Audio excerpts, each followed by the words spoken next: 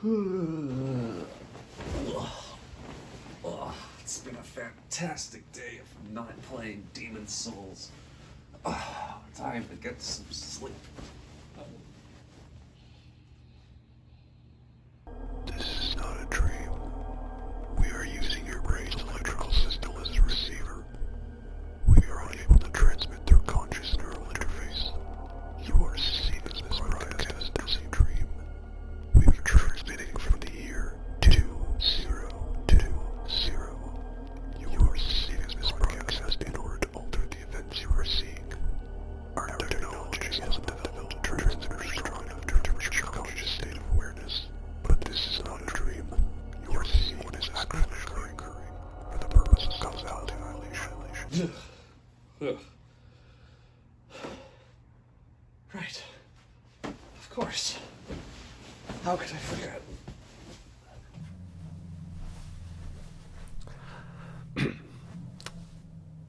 Hello? Hello? I've got a message for you. And you're not gonna like it. Pray for sleep.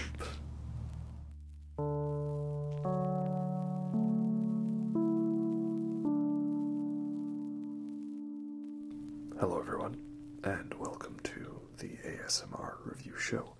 For this video, we are going to be talking about the underrated cult classic, the obscure 1987 John Carpenter film, Prince of Darkness.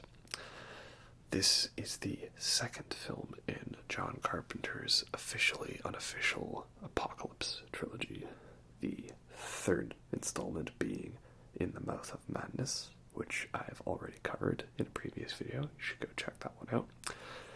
This Prince of Darkness is the second one, and the first one was his remake of The Thing in 1982, which I've not covered yet, but perhaps I should, given as it is one of my favorite films of all time.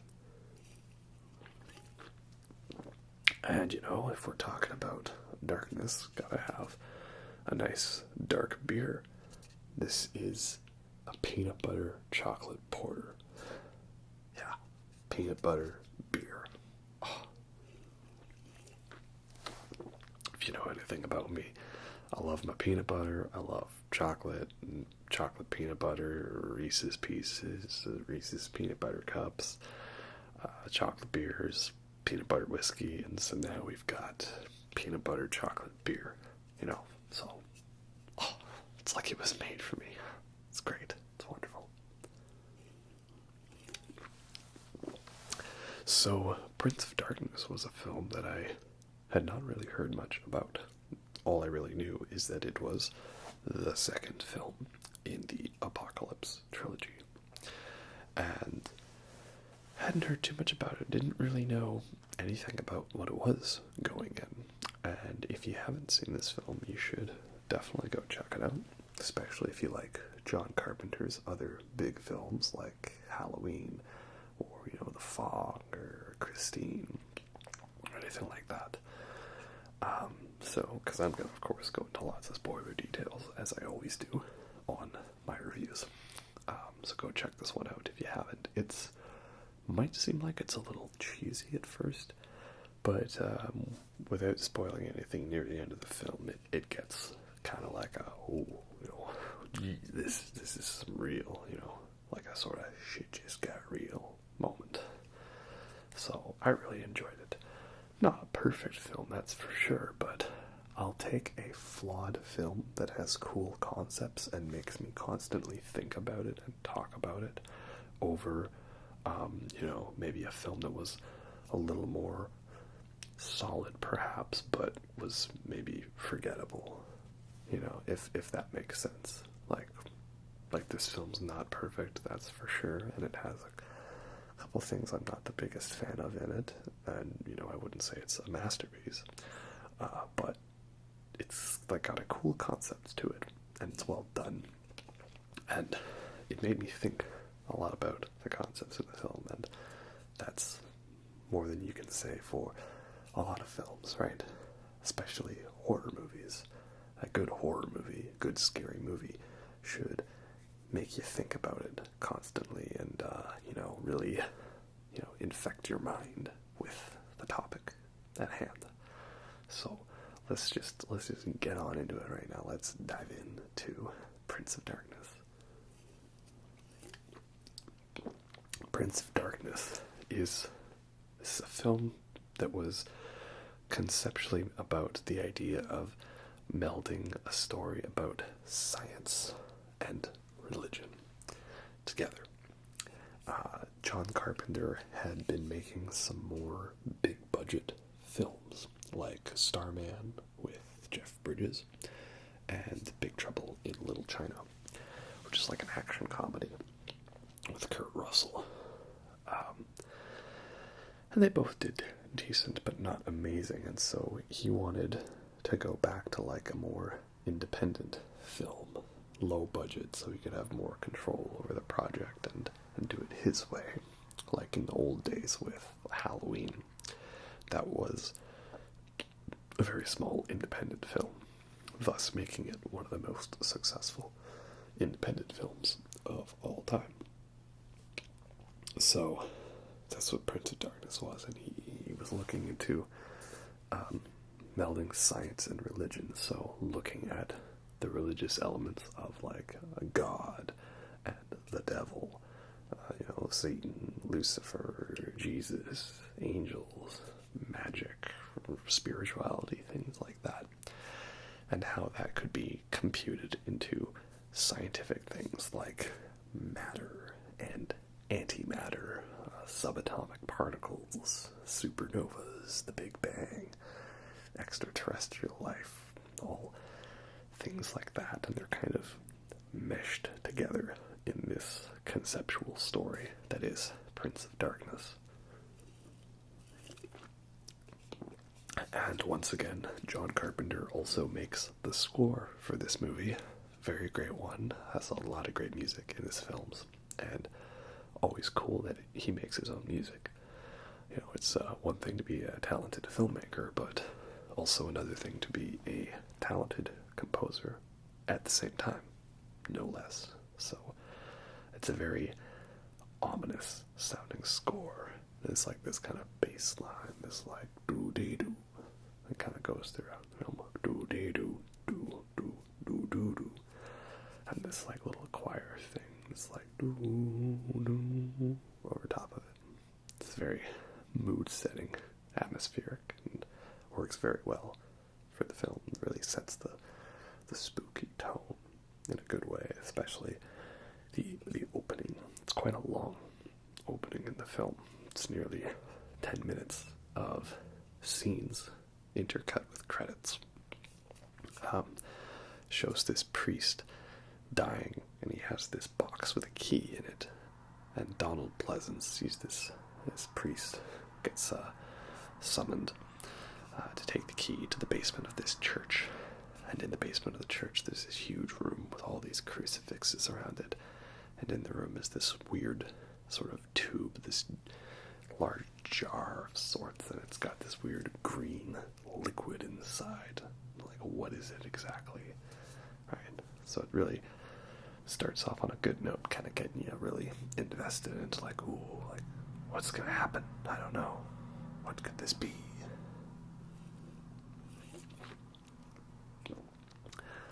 The one slightly disappointing thing, so the font for the credits in this film is like the same font as the credits for John Carpenter's The Thing. And I'm pretty sure In the Mouth of Madness has its own font that is not the Prince of Darkness, The Thing font, which is unfortunate, because if it was a trilogy, it'd be nice if you could have like the same font for all three of them to really highlight that connection, but perhaps it was not necessary. I don't know when, like it was announced that like, oh yeah, by the way, this is a trilogy of movies about the end of the world. If it was kind of done afterwards, I'm not sure on that aspect of it. So, most of our characters, we have Donald Pleasance, this is priest, then we have a bunch of like universities, college students, who are all like studying to be experts in their field of like different sort of scientific elements, like subatomic particles, and then perhaps more like literature stuff, like language translation.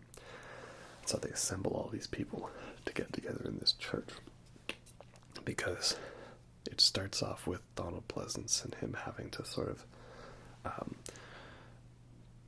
prove the factual scientific existence of God and the devil, because it seems that like this chamber of sorts has held the son of the anti-god, the anti-god being that of antimatter. So essentially, you know, Satan, the devil, if God is good and is matter, then the devil and evil is the antimatter. Because if the antimatter and matter were to collide, it would be like, I don't know, total universal annihilation or something like that. Or, you know, if Doc Brown were here, he'd probably say something about it would unravel the very fabric of time and destroy the entire universe. Though perhaps that destruction might be limited to our own galaxy.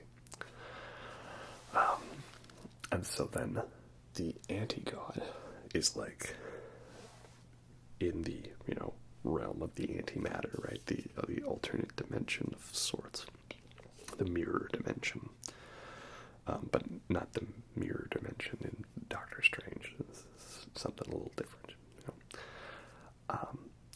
And therefore, the son of the anti-god is like in the world, and he was contained in this chamber, in this like liquid plasma sort of form or something like that.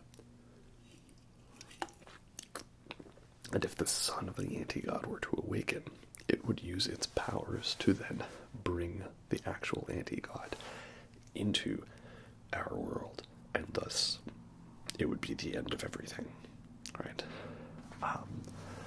So it's a pretty interesting concept in that way, and at first I thought the main conflict was going to be trying to, like, you know, scientifically prove the existence of God within what was, you know, the proper scientific theories at the time, and it's kind of in there. It's kind of part of it, but I feel like that element goes a little way at the end. The film then gets more into like another sort of infection, body horror type stuff, where like people are getting like possessed by the power of the son of the anti-god, and then they're like spitting like a weird liquid into like other people, and that's infecting them, and then they're being like weird zombies. And then it's meant to be that this supernova has like sent a wave of subatomic particles or tachyons or something like that through the Earth, and that's caused a slight awakening in the power of the son of the anti-god. And so there's this like whole like group of these homeless people who are led by Alice Cooper. Pretty cool. And they're like all now under the influence of the son of the anti-god, and they work for him. And Alice Cooper was brought onto the film because I think the film was like produced by Alice Cooper's manager or something like that. And then Alice Cooper was on set, and he asked if he could have a role in the film. So they ended up casting him as the leader of this group. And then they devised this one scene where they could have him use this stage prop he used, because during Alice Cooper's live shows, you know, he's a shock rocker, right? And has lots of like gore effects and spooky stuff, like, you know, decapitations and blood and all that. He's a huge horror movie fan. And so there's a bit he has where he like impales like either a band member or a crew member, like with like a microphone stand or something. And so they modded it to be like this half bicycle sort of thing, and then they got to impale this guy in this really creepy death scene in the film. So that's a cool connection. And also, this guy who gets killed, he's listening on headphones to an Alice Cooper song called Prince of Darkness, which wasn't even released yet at the time of the film. It came out a little bit later, so that's cool. One thing also, there's the Megadeth song, Prince of Darkness, which is off of the Risk album, which I know is, you know, a little bit of a controversial Megadeth album. Is that Prince of Darkness song like about this movie, or is it just about like other stuff? Because I was listening to it a lot after I watched the movie, because I really liked this movie, and I was listening to some good music, and I kind of associated it with it. But I don't think it's meant to be about this movie. Maybe it's about something else. If anyone knows, you could all let me know. But I'm still gonna associate it because it's Prince of Darkness. That's what it's called, right? It's a great song. It's a great movie. You know, it's like poetry. It rhymes. So they're trying to, like, you know, talk about the science and the religion together, and it's definitely some cool concepts. This idea that, like, Jesus was an extraterrestrial here, sent here as like some kind of messenger on Earth, which is funny because I think that's like what the unofficial explanation of Prometheus and Alien Covenant is, that Jesus was an engineer, right? Because the whole thing is that, like, the engineers in Prometheus and Alien Covenant, they like had like Earth as like this experiment of raising life, and they had all these murals showing, you know, the place to be fearful of. You know, if you disobey us, we will rain upon you death from this planet, right? The weapons facility planet where this black goo is developed. And everyone all talks about, like, oh, like, it seemed like everything was fine up until 2,000 years ago. And, you know, the most notable thing that you'd think of happening 2,000 years ago was the death of Christ. And perhaps that's why the engineers broke off contact with humanity, because we rejected their message and their messenger. So, little tangent there, you know, those movies need their own videos, of course. But conceptually, that's kind of what I think of it as happening in Prince of Darkness. In Prometheus, it's never stated, it's just kind of implied. They wanted it to be overt, but they decided to tone it down, so you just had to, like, you know, think about it. But in Prince of Darkness, the line is literally, Jesus was an extraterrestrial. So that is confirmed in this film, that's for sure.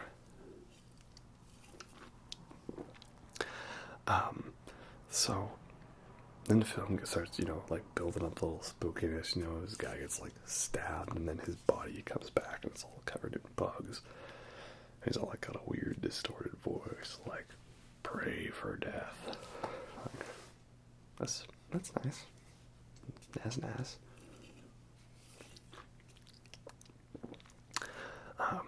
And then the possessed people, they start taking the anti-god's chamber, and it's, like, slowly dripping out because, like, its power is awakening that it can't be contained anymore. And then there's, like, one girl who gets marked to be the vessel for the son of the anti-god. She gets marked with the Blue Oyster Cult symbol, right? That's the symbol of Blue Oyster Cult. But I'm pretty sure they got that symbol from a book of sorts, which escapes me. And then I know that that's why their newest album is called The Symbol Remains, because that was like a phrase that was in the book that they got the Blue Oyster Cult symbol from. Something like that. But Blue Oyster Cult references all over the shop, you know. All over the John Carpenter films. We had Don't Fear the Reaper playing in Halloween, and now we have the Blue Oyster Cult symbol in Prince of Darkness. So now I have to go and see if there's any other John Carpenter films where I can make Blue Oyster Cult connections, that's for sure. And so, you know, she gets, like, infected with this slime and stuff. And then it's like all skin burns off, and it's like all this great makeup and stuff. Looks real great. And also interesting connection is that seems all three of the Apocalypse films have something to do with, like, being infected and your mind no longer being your own. So in The Thing, it's a literal infection. It's an alien creature that will take over an organism, kill it, and then copy it, and then use its image for its own purposes and its own survival.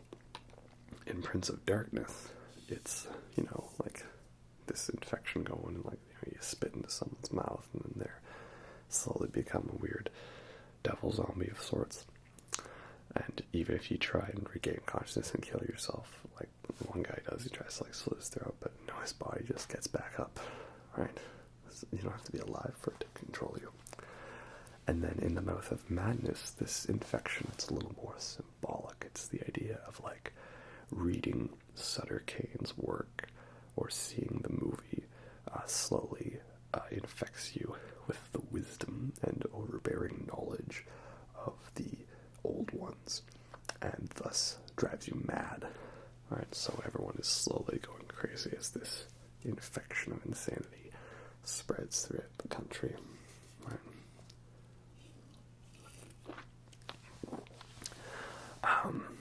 I read somewhere that someone maybe likened it to, talking about the 80s and the AIDS epidemic, but I'm not sure if that was intentional or not. That may be a bit of a stretch, so can't verify that, that's for sure. Though that could have been one reason why people didn't go see The Thing when it came out. They didn't want to see a depressing movie about being infected and dying at that time, right? That'd be a fun movie to watch right now, wouldn't it?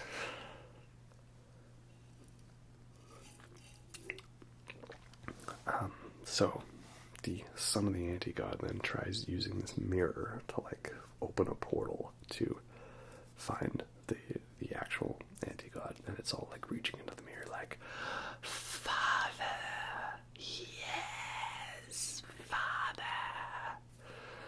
And then, slowly from the dark, you see this, devil-looking satanic hand coming out, and it's just oh, that's the actual devil. Wow. It's, real creepy. And funny enough, the devil hand, it makes me just think of Tim Curry's devil in Legend, right? Tim Curry in Legend, man. He's all just all I want is for you to sit and talk with me.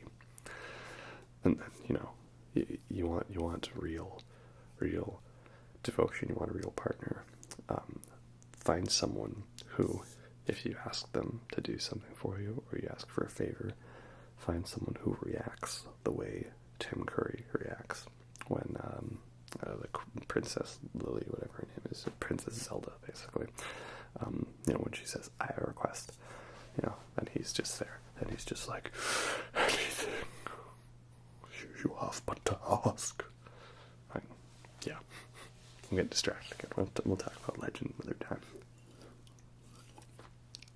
So, ultimately, the main girl, and I don't know all the characters' names off the top of my head. There's a bit of a flaw, they're serviceable characters, but they're not special, not that memorable. It's a bit of a flaw, and sometimes, the acting can be a little cheesy, and the fight scenes, nothing too special, but there's enough spooky stuff going on that it keeps you invested, that's for sure. So she sacrifices herself by jumping and pushing the son of the anti-god in through the mirror, and then once they're through the other side, Donald Pleasence has an axe, and he throws the axe and he shatters the mirror, and it gives you that great shot of the light slowly flickering out while she's reaching for the light in the abyss. That shot is just all kinds of terrifying and amazing. That's the money shot in this film, that's for sure.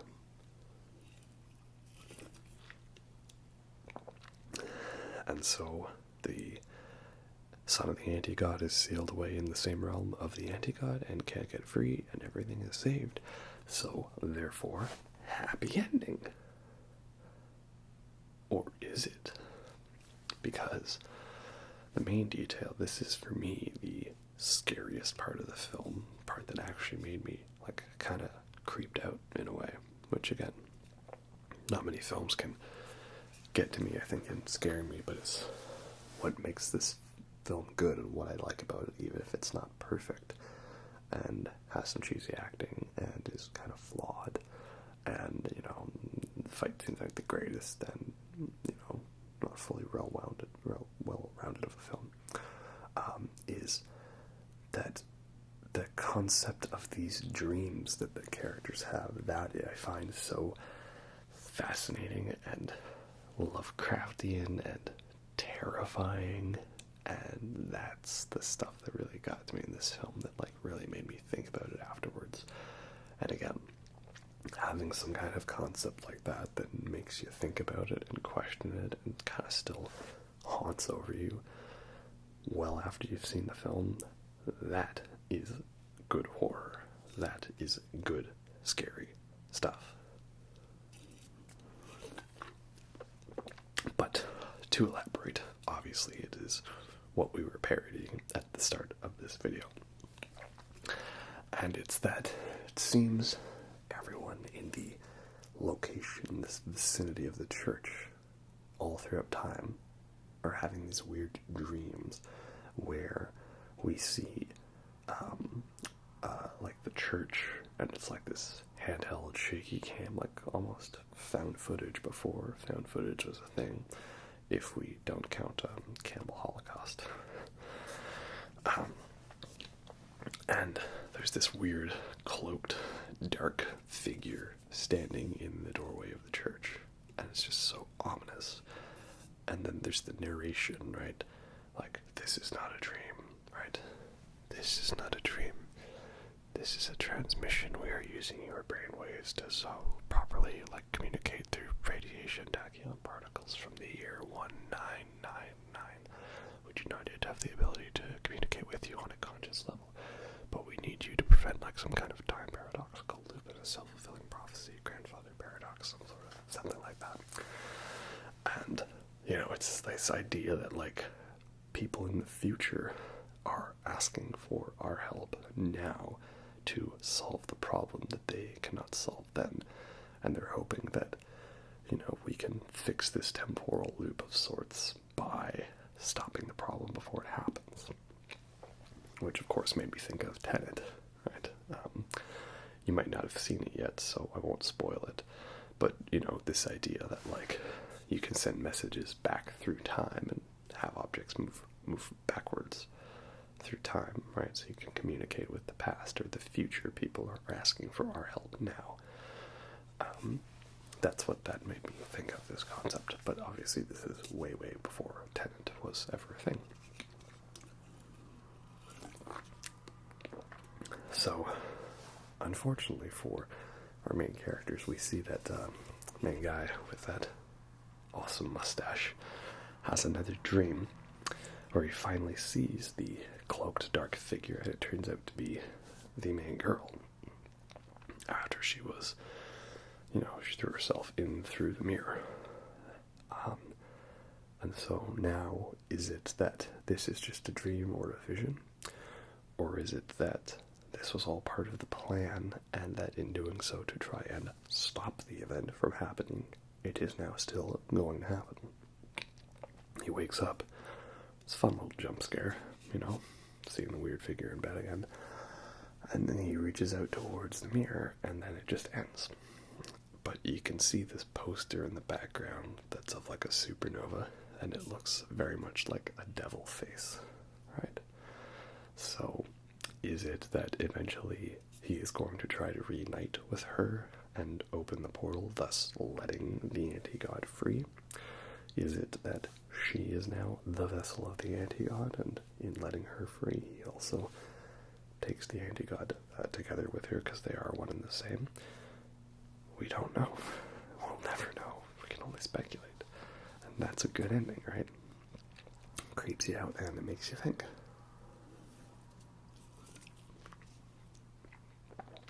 Yeah, so it's just such a cool concept, you know, being, you know, asked by the future to solve a problem that hasn't happened for us yet, but is currently happening to them, and they can't solve it. Real spooky stuff, that's for sure. Really like it. So yeah, it's a well-made film. Again, I don't think it's perfect, but it's got a nice concept to it, and it does it very well, and makes you think, and keeps you invested in it. And I think those elements are what are most important, especially in a horror film, because you aren't scared if you can just simply turn off the film and now be completely detached from it. It should stick with you and linger with you and drill into your brain. That is good horror. And Prince of Darkness does that very well. Indeed. So, I think that's about all we have to say for this film. I'm just, glad I watched it, because it's not really one that many people talk about, but I think they should. And funny enough, the day after I watched it, the YouTube channel that uploads all the little clips from movie clips, they literally uploaded their 10 clips from Prince of Darkness right after I watched the film. So if that is not some crazy coincidence, then I don't know. Maybe I'm going to get some messages about how I have to help people in the future. We'll see. But until then, we'll figure out what other spooky movies I want to talk about next. Anyway, hope you all enjoyed that.